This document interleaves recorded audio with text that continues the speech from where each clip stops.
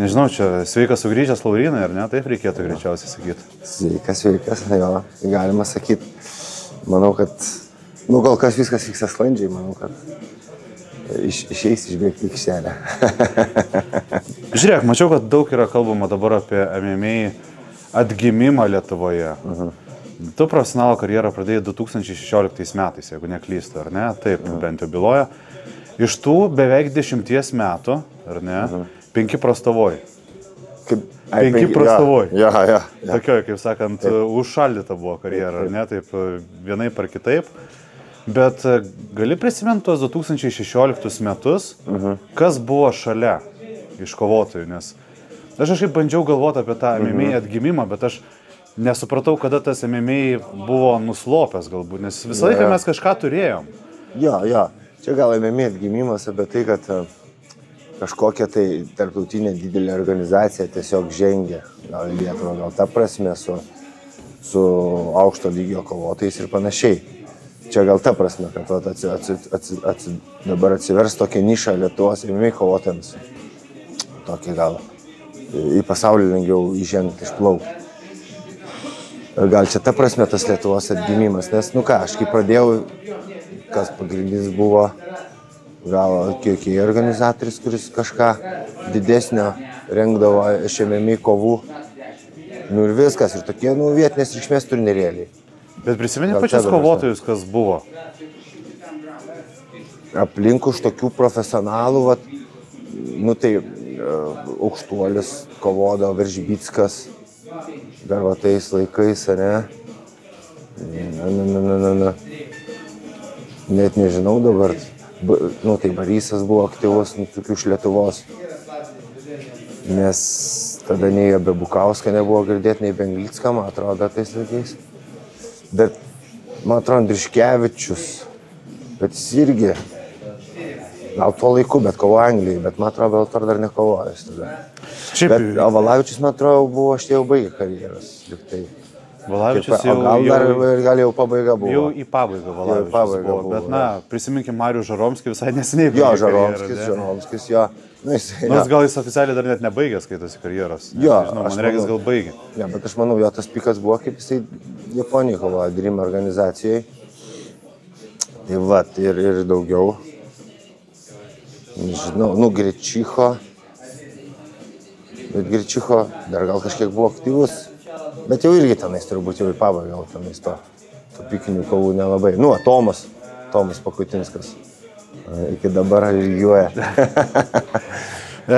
Vakar kaip tyčia, dabar populiaru yra ChatGPT ir užklausiu labai paprasto dalyko, kuris Lietuvos kovotojų ChatGPT nuomonė yra vertas dokumentinio filmo. Spėk, kelintoj vietoj buvo įvardintas Laurinas Urbonavičius. Įsivaizduoju, iš tikrųjų. Pabandyk. 10 buvo. 5 buvo, netgi galiu pasakyti, taip. Tai turbūt 4 tada. Tiksliai, 4, taip. Jo. Nes pirmą iš karto paskui įvardina Sergejų Maslabojevą, po to Modestą Bukauską, po to Julių Anglicką ir po to kapitonas Lietuva Laurinas Urbonavičius. Geras, maloniai nustebins. Aš irgi šiek tiek nustebau, prisipažinsiu. 37 Laurinai. Taip. Mes visą laiką kalbam apie šitą dalyką.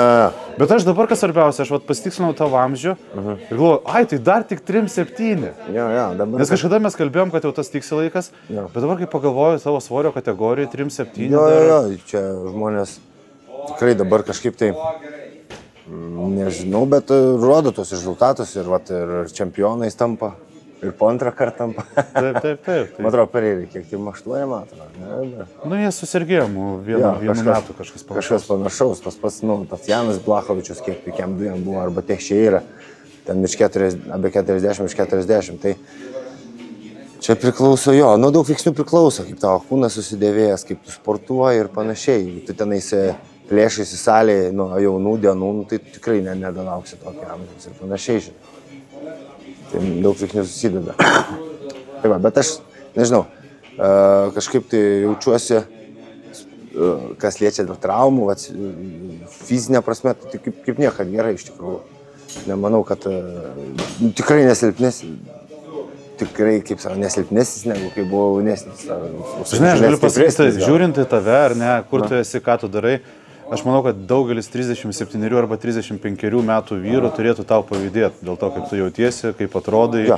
Bet čia toks dalykas, čia turbūt visi, kas sportuoja ir nenustoja sportuoti, kaip ir konservuoja, visą laiką jaučiasi gerai, žinai. Čia tie, kurie nieko neveikia, tai tu greičiau pradedi sent ir tada jau, kaip tau 37, tu jau jauti tos padarinius kažkokius, bet žmonės pasportuojas reguliariai, tarkim, nuo jaunystės ir tai visą laiką gerai ir jaučiasi. Nelabai jaučiasi tą kažkokį tai gal senėjimą, tokį matomą. Tu kada nors bijojai sent? Čia aš klausiu kaip ne kovotojas, aš klausiu kaip žmogaus, kaip vyro, nes aš žinau, kad šiek tiek tas amžius, žinai, dabar, nėra taip, kad pasakysi, žinai, amžius tik ant popieriaus tik pase. Ne, visgi yra tas. Jo. Sakau, aš kai irgi, ir ugniagius kaip dirbau, aš mačiau, kaip teko lenktyniauti su didelio amžiaus, 50-mečiais, vos ne, kai man buvo dar iki 30, 25, 30 metų tam tarpe, vos aplenkėm 40-mečius. Ten ant šimtų dalies ir pamačiau, kad, jeigu tu sportuosi pas tave, kaip sakant, fizinės galimybės beveik nesikeičia ilgus metus, bet kaip esi vyresnis, tu jau pradedi apie tai galvoti. Jaunas tu net negalvoji, kad tu kažkada pasensi, o kaip vyresnis pradedi galvoti ir pradedi jau rūpintis tuo ilgamžiškumu. Turbūt sveikatai jau savęs, kai jaunas būni, sakau, sportuoji kažkokią traumą ar kažką paskauda, vis tiek darai savo, nes reikia padaryti tą, ką buvai užsibrėžęs, nesvarbu skauda, neskauda. Dabar jau kitoks požiūris, jeigu kažkas skauda, galima to pratimo nedaryti, pakeisiu kažkokią kitą užduotim ir panašiai. Jau pradedi save saugot, nes tu nori būti ilgamžiškesnis ir, kaip sakant, jau pradedi galvoti apie tą senėjimą. Bet Laurinai pas save net ant veido, dabar lempa, kadangi šviečia, matau, pas save net raukšlyčių nėra, tai toks geras gyvenimas. Nėra? Eitas, galvoju, nesimato, žinok. Jau... Gal tik tai plaukų, gal žilų, ar ne kažkiek? Aš su vaikais vis laikė kavo, kad tetė nesensta. Ir sako, eik, tai tetės, jau pas tai raukšlės, sakau, čia nuo saulės, akis jau turėši. Tai, nežinau. Darai kažką dėl išvaizdos, kad atrodytum jaunai? Ne, iš tikrųjų ne. Gal tas aš netrodau iš tikrųjų jaunai, aš galvoju. Nes aš visą laiką būdavau, ir kai būdavau jaunesnis, atrodau vyresnis. Tai džiaugdamas. Bet dabar gal atėjo ta tokia... O dabar jau, kai esi tuo metu, taškas, kur visą laiką gal jaunesnis atrodai. Bet čia kaip kam, žinai, gal kažkam žmogui atrodau savo amžiaus, gal kažkam jaunesnis, gal kažkam vyresnis, žinai. Bet šiaip nieko nedarau, bet tas sportas, kaip reguliarus sportas, tas jaunystės eliksyras. Plius mėgstu pašaltų dušo irgi. Labai eilę metų praktikuoju, bet ne tai, kad iškart pašalto, bet aš būnu nusiprausiu normaliai ir pabaigos laikų šalto darau ir tai darau beveik virš 15 metų. Tai aš ir per tos metus ir nesirgęs, imunitetų labai gerai, kraujotakai gerai, gal kažkiek ir nesenėjimui gerai. Nesenėjimui. Jaunystė jau pamirštam žodį, bet nesenėjimui. Taip. Ok, prisimenam vėl tos 2016 metus, aš manau, kad tuomet tą profesionalų karjerą toks buvo įstumtas, ar ne, vadybininko ar trenerio, nežinau, kaip mes galėtume tai pavadinti, ar ne. Tu pats to norėjai? Kelintus metus pagarto? 2016. Tada kaip aš pradėjau savo profesionalią karjerą. Tu žinojai, ko tu nori ir kur tai gali nuvesti galų gale? Jo, aš tokių kovotojų, kaip sakau, aš labai seniai svajojau. Bet aš, kai pradėjau jau užsiminėti jau apskritai kosmenais, tai buvau toks, entuziazmas greit labai sekėsi ir labai fiziškai buvau gerai pasiruošęs, dėl to man irgi, ir plius lankstų, žinai, pavyko ir tie pratimai, ir tas pojūtis buvo, ir pavyko prisivyti gan anksti tą neblogą lygį, aukštesnį, ta prasme, nes aš būdavau kažkiek palankęs jau, ir aš jau suriesdavau, kaip sakant, seniai lankančius ir panašiai. Tai va, ir čia turbūt buvo mestas tada, kai mes truputį padirbėjom su Nikita Krylovu. Čia jis ruošėsi, visi kovotojas, atvažiavo. Sakau, tas Alfredas, mano treneris, pamatė, kad šitą nedaug atsilieko realiai. Ir nusprendė pabandyti tą į profesionalus. Pabandyti šitą eksperimentą, ar ne? Kad jau kovot su profesionaliam lygiai, nes dažniausiai, kuo skiriasi profesionaliai, aišku, man dar gal techninių galimybių ir trūko visą laiką, žinai, nes aš vis tiek, kaip sakant, nuo 24 metų pradėjau, bet esminis momentas, kuo skiriasi jau profesionalas nuo mėgėjo, technika gali būti panaši, nes, žinai, bet fizinis pasirengimas dažniausiai skiriasi, nes profesionalai jau labai ištvermingi, labai stiprūs, tvirti ir va tas skiria. O technika realiai prie pati, žinai, tai skiriasi pagrindinis esminis momentas. Tai aš jau buvau fiziškai pasirengęs, jau profesionaliam lygiai, triuko gal kažkiek tų techninių momentų, bet biškai va taip ir tom pirmom kovom, taigi tu nestovisi maksimaliai tenais, žinai, stipriais oponentais, irgi su panašaus lygio stovisi, panašiai patirtim, žinai, tai va sekėsi ir laimėti. Aš esu teko stebėti po to, dabar Nikita Krylovą taip paminėjai, žinau, kad jis čia treniravosi. Teko po to stebėti jo karjerą, kaip vystosi visas tas reikalas, nes vis tiek, kadangi toksai atspirties taškas gavosi, nes taip, buvo lyginama. Vis tiek, kadangi treniravausi, vis tiek smagu. Jo, teko, jisai jau tada tikrai neblogai kovojo. Aišku, jis irgi kažkaip labai jaunas į tą UFC nuėjo. Ir matės tas tobulėjimas. Kaip jis iš pradžių startavo sunkios svorėse, ten pralaimėjo, paskui light heavyweight ir paskui jam gerai sekėsi, pervažiavo į Rusiją treniruotis. Bet paskutinį kovą mačiau, kad gavo nokautą, bet jis laimėjo prieš gan tikrai stiprius priešininkus. Ir tą patį Aleksandrą Gustafsoną ir panašiai.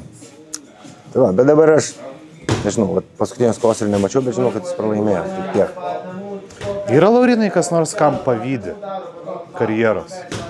Na, kartais būna, galbūt pagalvoju, kad čia jo vietoj galėjau būti aš, ar ne? Ne, aš kažkaip, aš dėl žmonių tai nepavydžiu, bet aš kartais pagalvoju, kad savo potencialą pilnai neįvykdžiau, nes kaip buvo tas, aišku, bet ir tokios buvo ir sąlygos, buvo tas karantinas, kada buvo didžioji pertrauka.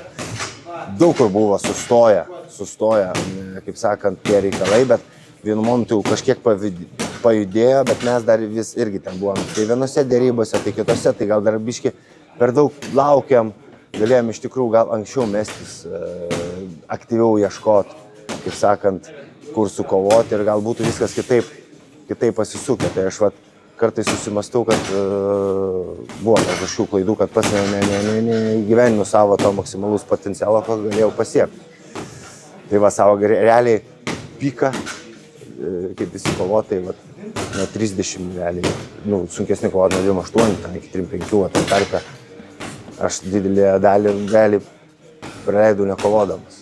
Tai va to kartais gailiuosi ir kartais susimastau, bet kita vertus, žinai, gal nieks neatsitinka veltui, gal ten būtų prastai sekęs. Labai prastai. Gal nebūtų toks rekordas, ar ne? Dabar, tikrai geras, ar ne? 14-2, tai, spūdinga. Kas ten žino, kaip ten būtų pasiūlyti, gal didelių traumų būčiau, bet čia irgi savęs godimo psichologiškai, žinai. Bet, žinai, nebeverskim lapo atgal. Taip, tai va aš kaip buvo pasakyta, legendinė. Kaip tik ir norėjau neversto lapo atgal. Reikia žygiuoti toliau. Ir mes dabar Salimas El Kusaidis, tavo būsimas priešininkas po savaitės. Ką žinai ir kiek smagiai? Aš tai mačiau, kad Pavelui Dailitko jisai yra pralaimėjęs, bet netgi nokautų procentas pergalių pas jūs yra vienodas, 64%. Taip. Tai, galbūt iš pradžių į nuotrauką pažiūrėję galėjo daugelis nuspręs, kad ne kažką čia Laurinui atveža. Papostino nuotrauką, visi man pradėjo rašinėti. O, tai žinai. Bet visi, nereiktų spręsti, sakau, be knygą šios viršelio, žinai, reiktų pasidomėti. Jisai gan toks įdomus kovotojas, kaip čia pasakius, jo pravardė Bizonas. Tai toks jisai, kaip sakant, gajus ir vienu žodžiu jisai visą laik jo nenaudai yra, duomenys. Jis seniau kovodavo sunkios svorės, jis yra palyginti žemas. Nes 1,8 m nesiekė, 7,8 m. Žemesnis už tave mačiau. Jo. Aš girdėjau tokių kalbų, kad jis net mesdavo iki 120, kad įtilptų tą kategoriją. Tai jis toj nuotraukai, kur mes papostinti, tai sveria be 118. Tai čia sena nuotrauka, kai jis dar kovodavo sunkios svorės. Dabar jau visai kitaip atrodo, nes jis metai iki 93. Bet jisai, visi jo varžovai ankstesni, didesni, raumeningesni už jį ir panašiai, ir turbūt jį visi nurašo ir pradeda labai aštriai kovą su juo aršiai. jis ir prasileidžia tų smūgių, jį ir numeta, mačiau, ir bando pribaigti. Ir žmonės, bandydami pribaigti, labai intensyviai dirba ir pavargsta, o jis nepasiduoda. Jis prasileidžia, o apdirba, vis tiek lenda, kovoja ir galiausiai išlenda iš tos apačios, pats perima iniciatyvą ir pats pribaigia kovą. Dabar visai neseniai mačiau kovą, turėjo rugsėjo mėnesio pabaigoje, man regis, pats. Taip. Tai toksai šiltas. Ir laimėjo, dabar net ne 10-3, o 11-3 rekordas. Tai tai jisai prieš Pavelą ir pralaimėjęs, bet sakau, aš čia toksai įdomiai, ten, man atrodo, labai greitai buvo, Pavelas pataikė keletą smūgių keliais, tada pagavo gal 2-3 smūgius stovėsinoj besitraukiančiam, jis nukryto, Pavelas pribėga damušinėt, bet ir teisėjas tada įsikišo, nes jam kaip ir knockdownas toks buvo, bet jis atsistojo ir ta klausė teisėjų, what, čia tipo, aš sakau, čia, jis galvoja, čia mano įprasta, čia kovos pradžia, aš dar tik tai pradedu, čia, žinai, viskas pagal planą realiai. Tai reikia neapsigauti, būti atsargiam su juo ir viskas, bet aš irgi turėjau kovų, kur truko visus 3 raundus teko mušti varžovą, tai aš tam pasiruošęs ir aš neleisiu jam taip lengvai išlysti iš pamanės, jeigu pasisuks kovos eiga tokia linkme. Tai bet... Žinoma, durniausias klausimas, kurį gali užduoti beklausantis, ar purta tas jauduliukas. Turint omeny, kad sugrįžti po pralaimėjimo skaudaus, būtent po pralaimėjimo dėl to, kad nebuvo tas patirties kovinės, ar ne? Ten tokia galbūt klaida, kurios neturėjo būti, ar ne? Dabar jaudulys tas purta, dar turint omeny, kad viskas vyksta Vilniui. Tai visada, aš nežinau, tas jaudulys visada yra, tas nusteikimas turbūt visiems kovotojams, jeigu tu jauti atsakomybę ir tau rūpi, žinai, kas nutiks šitam narve ir panašiai, bet aišku, tu visą laiką nusteikęs esi laimėti, bet visą laiką, plus dar prieš savo prieš savo publiką, žinai, kaip eini kovoti ir panašiai, bet nereikia labai giliai galvoti, kuo tu giliau galvoji, tuo nueini gilin į mišką ir tuo tau sunkiau būna nusiteikti ir būti šaltų protų. Tai kažkiek pagalvoji, bet stengiasi vis tiek koncentruotis į tą kovą ir negalvoti apie taip giliai, kaip tu atrodysi, kas tave stebės, kaip ir panašiai. Tai bet jauduliukas visą, aš manau, čia ir normalu, jeigu to, sakau, nejausi ten jaudulio, tai reiškia tau visiškai nesvarbu, kas ten bus. Ok, Laurinai, tai giliai į mišką neeinam. Liko savaitė, kiek suprantu, ši savaitė bus skirta daugiau atsigavimo ir ne kūno, nėra tokio fizinio krūvio, tai nusimato šiek tiek laisvesnė, bet kokia laisvesnė? Prasidės turbūt media savaitė. Media savaitė, jo, interviu, pačiam pasportuoti. Pasitreniruoti kažkiek, jo. Greičiausiai atvažiuos ir Pavelas, ar ne, tai greičiausiai vis tiek kažkiek čia judės, būtent šitoj salėje. Taip. Tai, kaip sakant, ačiū tau ir susimatom spalio 18. Taip, lauksiu visų spalio 18, Vilnius Bet arenai.